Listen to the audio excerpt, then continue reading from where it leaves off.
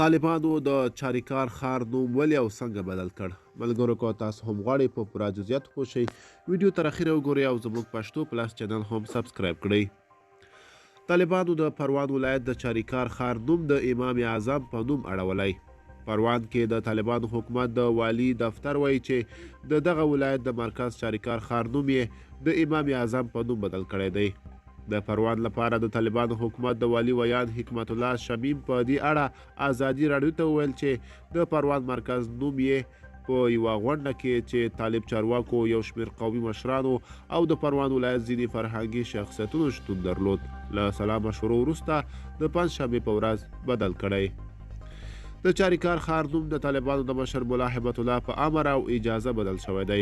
پروان کې د طالبانو حکومت د ځینو سرچینو د معلوماتو پر بنسټ د چاریکار ښار نوم د طالبانو د مشر ملا هبت الله په امر او اجازه بدل شوی دی.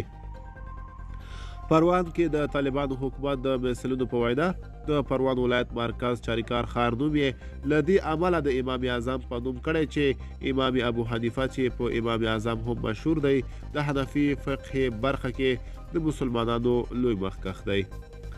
تر اوسه د طالبانو حکومت د اطلاعات او فرهنګ وزارت په دې اړه څه نه دي ویلي. نعمان بن ثابت چې په امام ابو حنیفه او امام اعظم مشهور دی په اسلامي نړۍ او فقه کې یو پیژندل شوی نوم دی او په افغانستان او نړۍ کې یو میلیونونه کسان د مذهب پیروان دي. طالبان هم د امام ابو حنیفه مذهب پیروان دي او ورځني تعاملات د حنفي فقه پر بنسټ پر مخ وړي.